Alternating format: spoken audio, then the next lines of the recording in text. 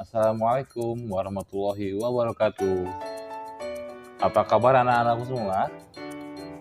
Jumpa lagi dengan saya, Nana Maulana, dalam pelajaran seni budaya. Kali ini, saya akan membahas tentang seni patung.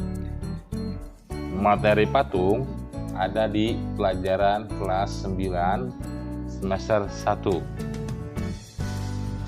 Apa itu patung? Patung adalah sebuah karya seni rupa 3 dimensi. Artinya, dapat dilihat dari berbagai arah. Patung lebih identik dengan sebuah cipta karya manusia yang meniru bentuk manusia atau bentuk-bentuk lain. Patung juga dapat diartikan sebagai plastic art atau seni plastik. Berikut ini adalah beberapa pendapat tentang seni patung. Silakan dibaca.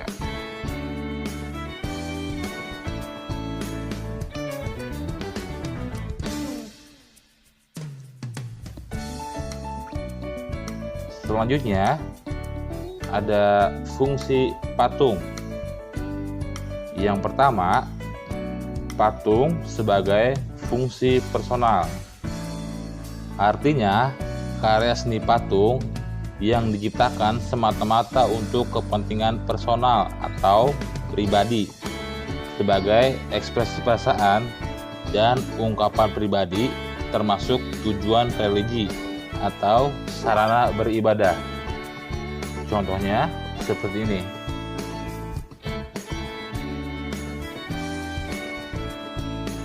Yang kedua, patung sebagai fungsi sosial. Patung dengan fungsi sosial diciptakan untuk memperingati suatu peristiwa yang bersejarah atau untuk mengenang jasa seorang pahlawan besar dalam sebuah bangsa atau kelompok. Berikut adalah contoh patung sebagai fungsi sosial. Yang ketiga, patung sebagai fungsi fisik. Patung sebagai fungsi fisik memiliki nilai estetika, artinya menciptakan dan membuat patung semata-mata untuk dinikmati keindahannya saja. Jadi, patung yang bersifat fisik lebih dikenal sebagai pajangan untuk menghias sebuah taman, sebagai dekorasi di sebuah gedung, dan juga berfungsi memperindah sebuah konstruksi bangunan. Berikut contohnya.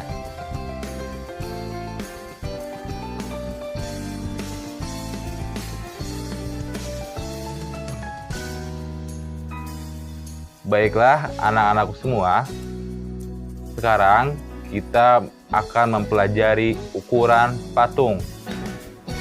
Berdasarkan ukurannya, patung memiliki 3 ukuran. Yang pertama, patung kolosal, yaitu patung yang berukuran minimal 3 kali lebih besar dari ukuran sebenarnya. Seperti ini contohnya.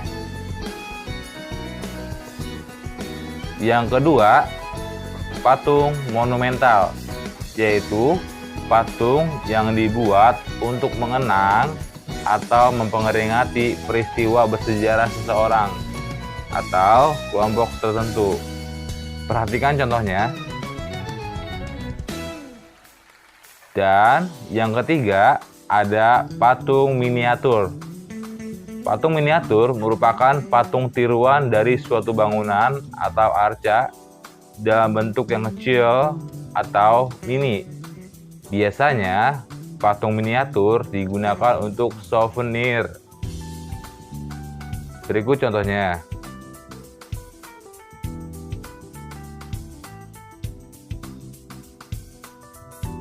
Setelah kalian mengetahui tentang ukuran-ukuran patung, selanjutnya kalian akan saya kenalkan dengan bentuk-bentuk seni patung. Yang pertama ada patung freestanding, yaitu bentuk patung yang berdiri tegak. Ini dia contohnya. Yang kedua, bentuk zonde, yaitu jenis patung yang utuh, ada kepala, tangan, kaki, badan, tapi dalam posisi beragam, seperti duduk, jongkok, tidur, dan lain-lain. Tetapi patung jenis zonde ini tidak dalam posisi berdiri tegak, seperti ini contohnya.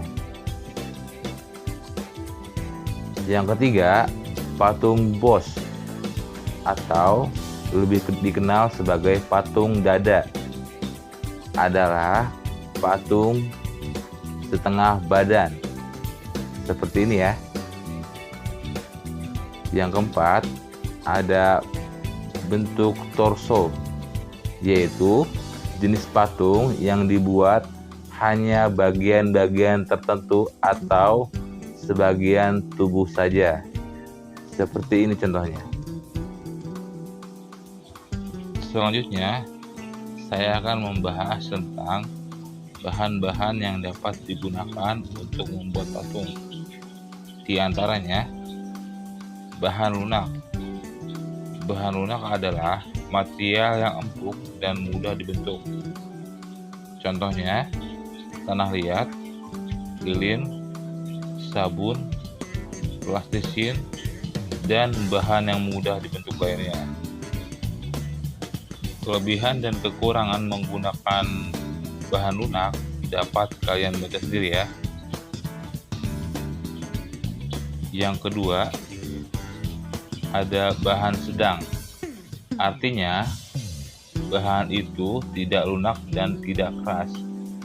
Contohnya, kayu waru, kayu sengon, kayu randu, dan kayu mahoni. Selanjutnya ada bahan keras. Bahan keras dapat berupa batu, kayu, seperti kayu jati, kayu sonokeling, dan kayu ulin. Bahan keras berupa batu antara lain batu padas, batu granit, batu andesit, dan batu kualam atau biasa disebut dengan marmer. Yang keempat, ada bahan cor. Bahan cor adalah bahan berbentuk cair atau serbuk yang tidak padat tapi dapat mengeras. Contohnya seperti semen, pasir, gips, logam, timah, perak, emas, dan juga beberapa bahan kimia seperti fiber atau resin. Selanjutnya akan kita bahas tentang alat yang digunakan untuk membuat patung. Peralatan yang digunakan untuk membuat patung tergantung kepada bahan dan teknik yang digunakan. Silakan simak video berikut ini.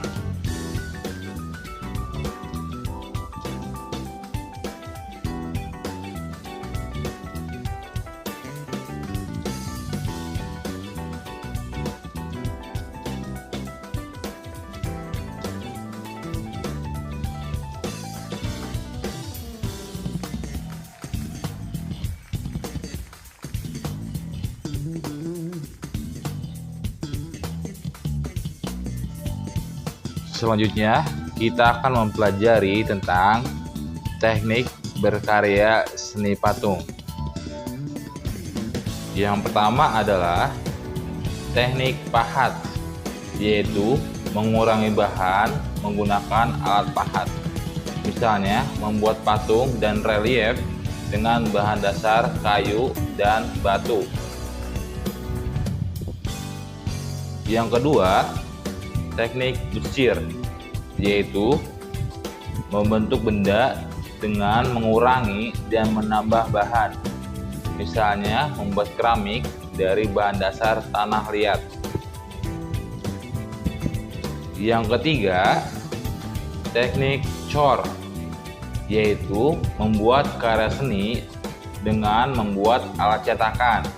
Kemudian dituangkan adonan berupa semen, gips, dan sebagainya sehingga menghasilkan bentuk yang diinginkan.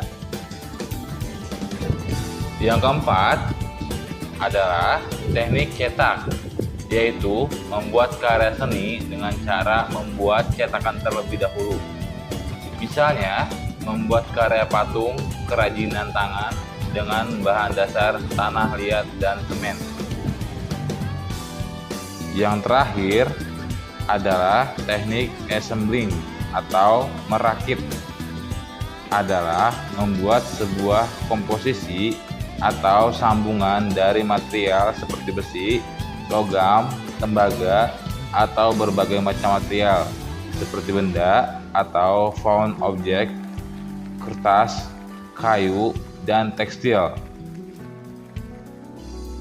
Pembuatan teknik assembling bisa dengan cara las listrik atau menyambung dengan lem untuk membuat karya dan mendapatkan bentuk tertentu. Misalnya, berkarya seni patung kontemporer dengan bahan dasar logam atau besi. Dari penjelasan tadi, saya harap kalian semua bisa mengerti. Jika ada yang belum mengerti atau belum dipahami, bisa langsung tanyakan pada saya. Sekarang, saya mau tanya pada kalian. Sebutkan 2 daerah di Indonesia yang banyak menghasilkan patung. Jawaban ditulis langsung pada kolom komentar di bawah ini. Terima kasih. Wassalamualaikum warahmatullahi wabarakatuh.